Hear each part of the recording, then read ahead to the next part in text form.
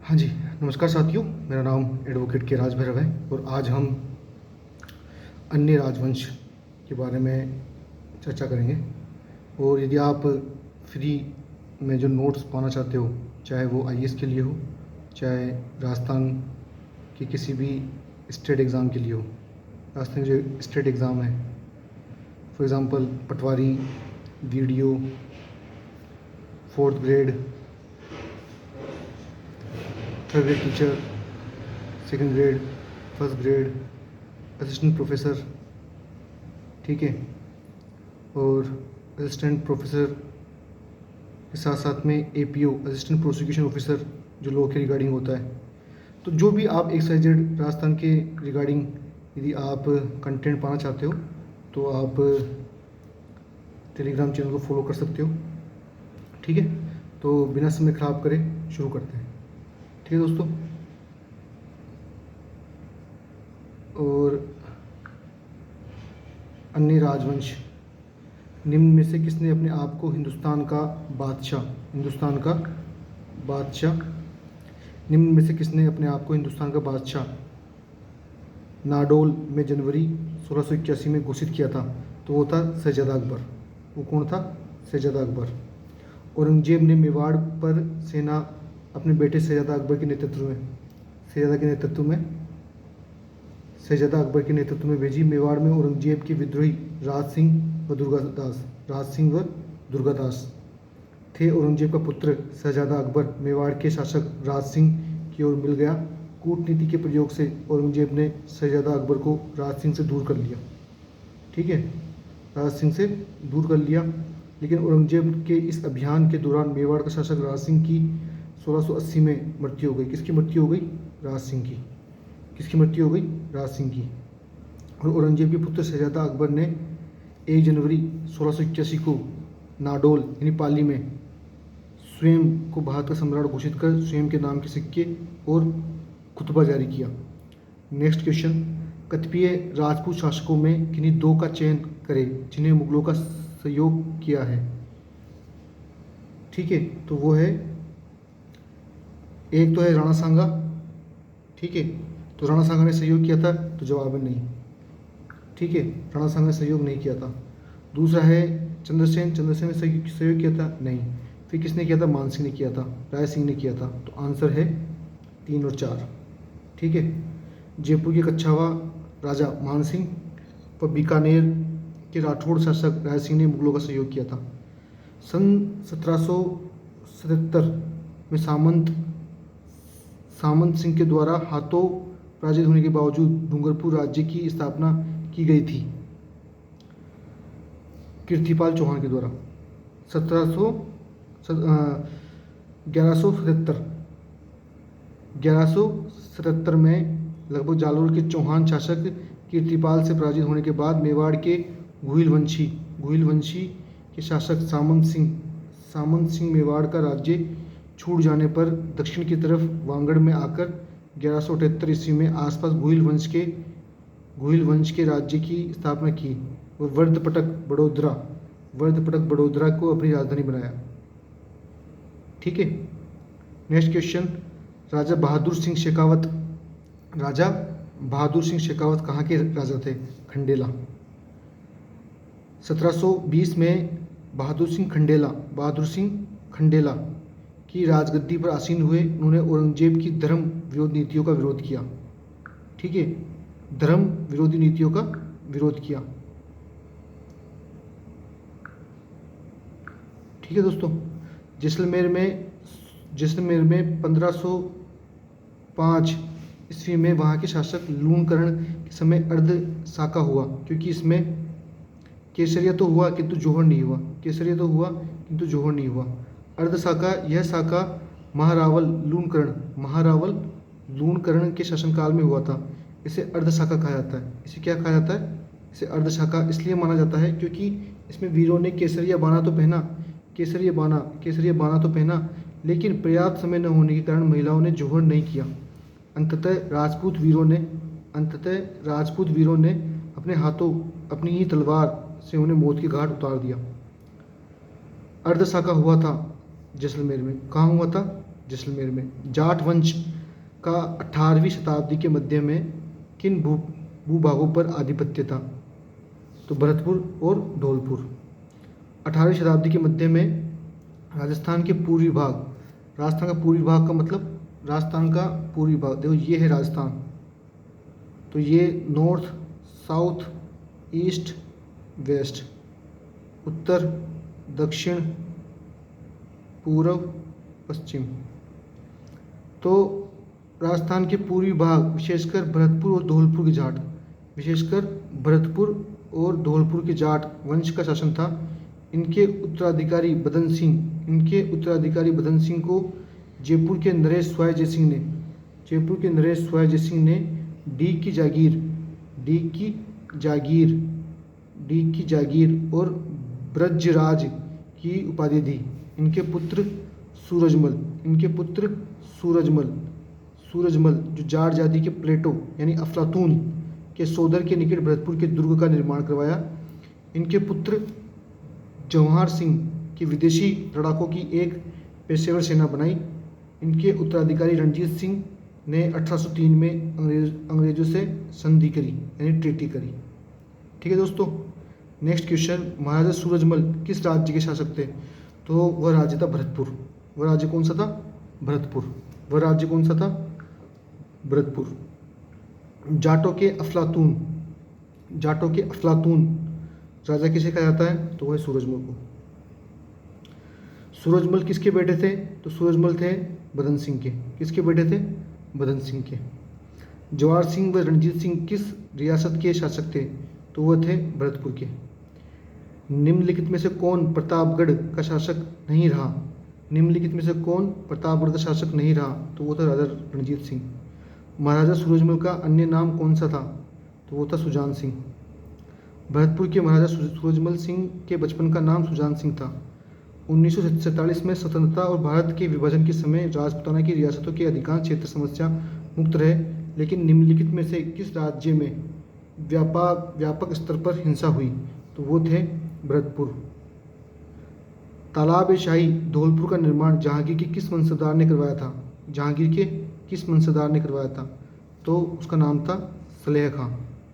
तालाब शाही धौलपुर में स्थित, कहाँ स्थित? धौलपुर में स्थित। झील का निर्माण फिरोज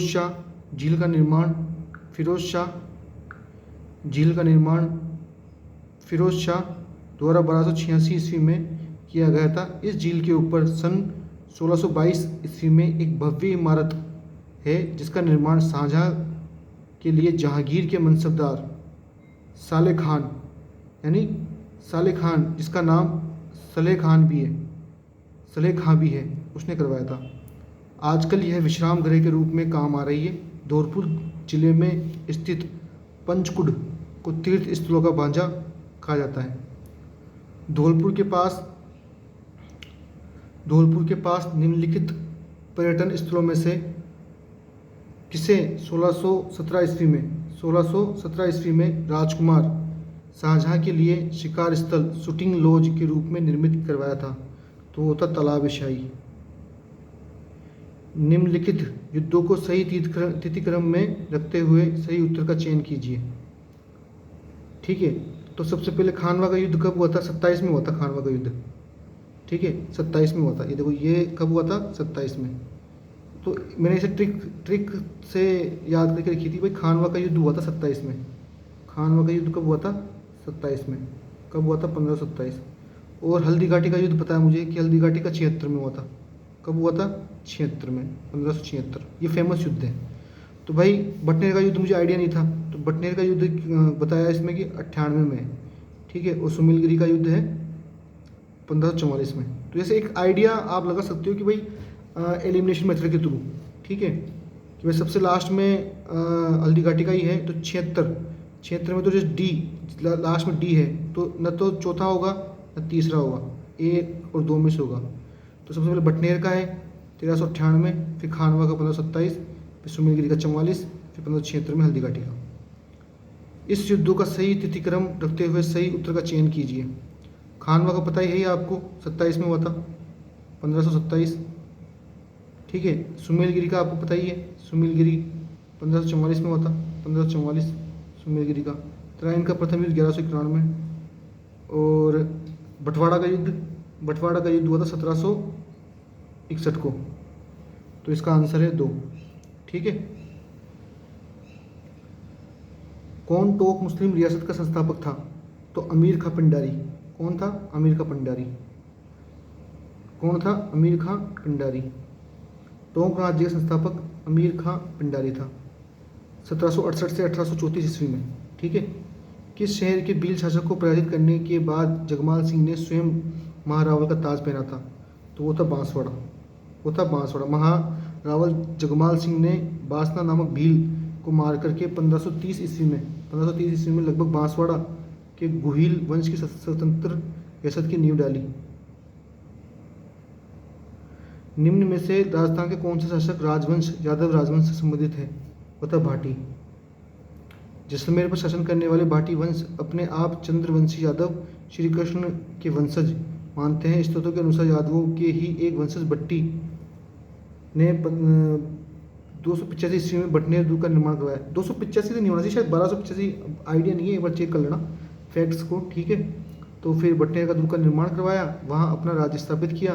इनके वंशज भाटी कहलाए। गजनी के शासक ढूंढी द्वारा भट्टी के पुत्र मंगलराव को परास्त होने पर तन्नोट जैसलमेर आ गए, वहाँ भाटी वंश की दूसरी राजधानी स्थापित की। ठीक है साहब। कहाँ के शासकों द्वारा रावल और महारावल की उपाधियाँ ग्रहण की गई थी? तो वो था डूंगरपुर बांसवाड़ा के शासकों द्वारा रावल और महारावल की उपाधियाँ ग्रहण की गई थी। राजस्थान में यादव राजवंश कहाँ शासन करता थे? तो वो थे करौली और जैसलमेर। ठीक है। यादव राजवंश करौली और जैसलमेर में शासन था। करौली में यदुवंश की स्थापना विजयपाल यादव द्वारा 1044 ईस्वी में की गई थी। 1650 ईस्वी में यहाँ के शासक धर्मपाल द्वितीय ने करौली को अपनी राजधानी बनाया।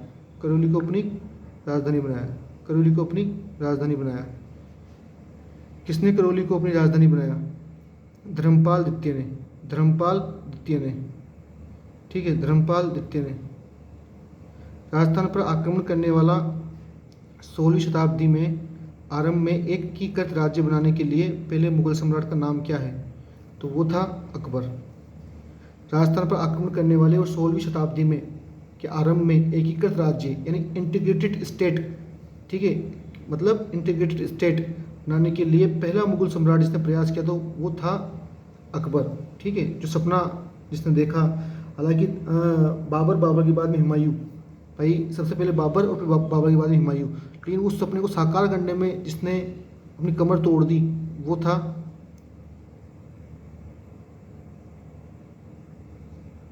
अकबर, मोहम्मद जलालुद्दीन अकबर। वांगड़ के परंपरा राजवंश की राजधानी कहाँ थी? तो वो थी अर्थपूर्णा।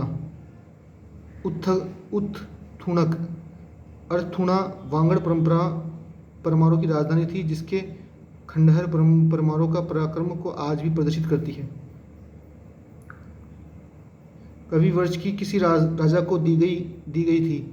तो वो थी कवि वर्ष की उपाधि किस राजा को दी गई थी? तो वो था मुंज। परमारों का मूल स्थान मालवा था।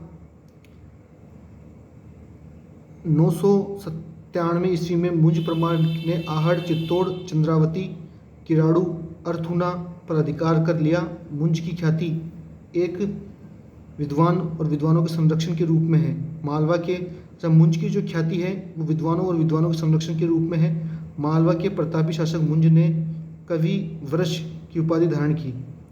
चावड़ों का सबसे प्राचीन राज्य कौन सा था? तो वो था भीनमाल। भीनमाल के चावड़ा राजपूतों का सबसे प्राचीन राज्य भीनमाल था। चीनी यात्री ह्वेनसांग 1641 ईस्वी में जब भीनमाल आया उस समय भीनमाल पर चावड़ा शासन कर रहे थे। ठीक है। नेक्स्ट, रियासत शासक के सुमेलित नहीं है। झालावाड़ सुमेर सिंह। इतिहास सुमेर सिंह के नाम से दो प्रसिद्ध शासक था, किशनगढ़ के शासक सुमेर सिंह और जोधपुर के महाराजा सुमेर सिंह। तो ये झालावाड़ की नहीं है, ठीक है। और सिरोही राज्य का तो अभय सिंह है, ठीक है। अलवर के तेज सिंह और करौली का गणेश पाल, ठीक है साहब। फिर नेक्स्ट क्वेश्चन, निम्नलिखित राजपूताना के किस क्षेत्र पर वरिक वंश का शासन किया था? तो वो था बयाना। 1371 ईस्वी में विजयगढ़ बयाना प्रस्तर शिलालेख से विष्णुवर्धन नामक वरिक वंश के राजा का उल्लेख मिलता है, जिसके पिता यशोवर्धन थे, संभवतः समुद्रगुप्त के सामंत रहे।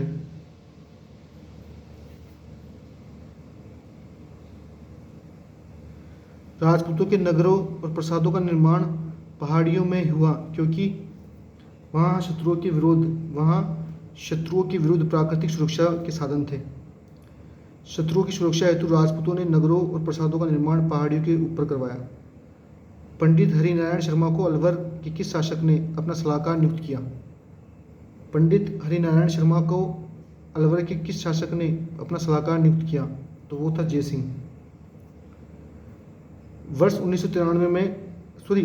1923 में हरिनारायण शर्मा अलवर प्रजामंडल के संस्थापक, अस्पृश्यता निवारण संघ, वाल्मीकि संघ, आदिवासी संघ की स्थापना की। तत्कालीन अलवर के शासक पूर्व महाराजा जयसिंह ने उन्हें प्रभावित होकर अपने सलाहकार नियुक्त किया। युआन च्वांग द्वारा उल्लेखित पी लो मो लो के रूप में किस स्थान की पहचान की गई? वो था भीनमाल। हर्षवर्धन के समय भीनमाल खगोलविद ब्रह्मगुप्ता कवि माँ की जन्मस्थली स्थान पर चीनी यात्री ह्वेनसांग युआनच्वांग आया था। ह्वेनसांग ने भारत की यात्रा का विवरण अपने ग्रंथ सियुस्की में किया। इसमें उसने गुज्जर राज्य को कुचीलो तथा उनकी राजधानी भीनमाल को नाम पीलो मोलो लिखा। चीनी यात्री जिसने भीनमाल की यात्रा की वो था ह्वेनसांग। कौन सी नगरी महाकवि माँ की नगरी के तौर पर जानी जाती है? तो वो था भीनमाल। किसके समय ह्वेनसांग राजस्थान आया था? तो वो था हर्षवर्धन के समय। ब्रह्म सिद्धांतों के लेखक ब्रह्मगुप्ता ने किस शहर में रहकर गणित संबंधी ज्ञान का प्रसार किया था? भीनमाल। दत्तानी के युद्ध के समय सिरोही का शासक था महाराव सुरतान। सिरोही में 1583 में लड़े दत्तानी युद्ध में तत्कालीन सिरोही महाराव सुरतान ने अकबर की सेना के 9 सेनापतियों को हराया। अलाउद्दीन खिलजी के समय शासक स्थान को सम्मिलित नहीं है, तो वो था जोधपुर विरमदेव।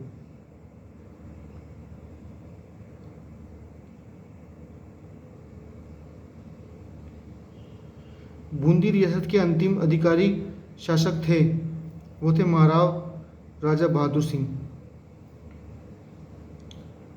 सम्मिलित कीजिए लिस्ट फर्स्ट सेकंड। आंसर इसका 2 है, ठीक है। एक बार मिला के देखते हैं। जयचंद, तो जयचंद कौन था? तो जयचंद था गढ़वाल, ओके। तो विग्रही राज कौन था? तो विग्रही राज था चौहान। तो विग्रही राज तो क्या हो गया? चौहान। और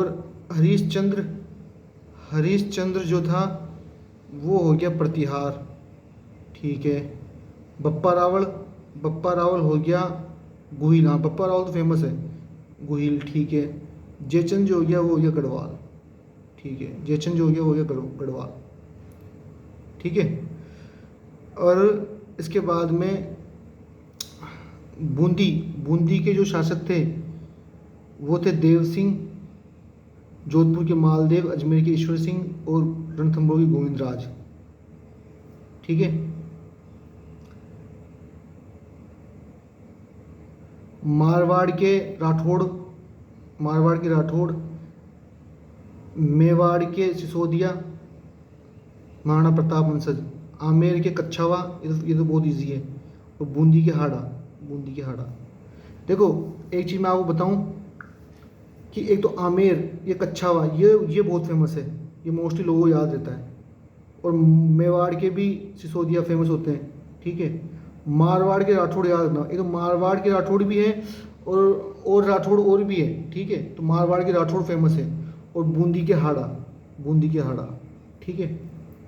मध्यकालीन युद्धों का काल क्रमानुसार बताना है। तो इसका आंसर है 4 2 3 1, ठीक है। तो एक बार चेक कर लेते हैं।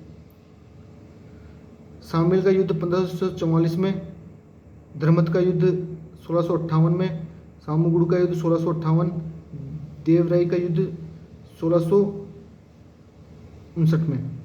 एक बात और मैं बताऊं, राजस्थान के जितने भी युद्ध हैं इनका मैं एक अलग से टॉपिक बना दूंगा, इनके नोट्स बना करके, ठीक है। वो PDF में अपलोड कर दूंगा टेलीग्राम पर, और उसकी जो है वीडियो बना करके आपको मैं YouTube चैनल पे अपलोड कर दूंगा, ठीक है।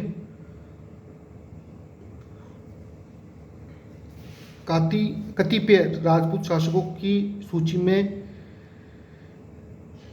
उन 2 का चयन करें जिन्होंने मुगलों का सहयोग नहीं किया। एक तो देखो, सांगा ने नहीं किया था, ठीक है, राणा सांगा ने नहीं किया था, ये गुहिल वंश के ही थे। एक तो राणा सांगा ने नहीं किया था और एक चंद्रसेन ने नहीं किया था। कच्छावा मानसिंह ने किया था, राय सिंह ने किया था। गागुण का युद्ध जो है 1519 ईस्वी में हुआ, ठीक है। गागुण का युद्ध 1519 ईस्वी में हुआ। सारंगपुर का युद्ध 1437 ईस्वी में हुआ, सारंगपुर का युद्ध, ठीक है। और उसके बाद में सुमेल का युद्ध 44 में हुआ, और साहिबा का युद्ध जो है 1541 से 42 में हुआ। सही कालक्रम चुनिए। तो हल्दी घाटी का युद्ध सबको पता ही है, 1576 में हुआ था, 1576 में। खानवा का युद्ध 1527 में, खानवा का 1527 में, ठीक है। 27 में था ना, ये मैं भूल गया, 1527 में।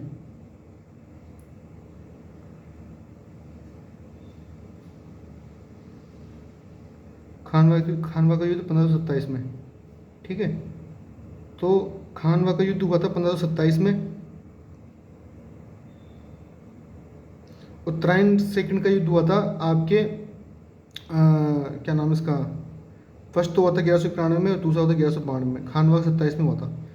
तो कालक्रम जो है सबसे पहले 1191 में, तो 3, फिर 1576 में, सॉरी 1191 में, फिर 2, फिर 1, 3 2 1, 3 2 1। तो ये है आंसर।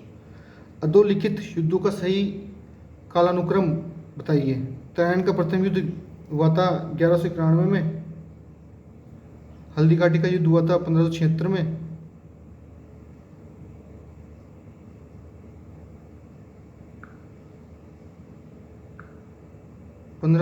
में, ठीक है। आंसर इसका 2 है। फिर निम्नलिखित युद्धों में से उनके लड़े जाने वाले वर्षों के अनुसार बताओ। गागरोन, सारंगपुर, बयाना, मावली। आंसर है 2 1 3 4, ठीक है। तो ये वीडियो जो है ये अन्य जो राजवंश है उनके ऊपर था। मिलते हैं नेक्स्ट वीडियो में। Thank you so much.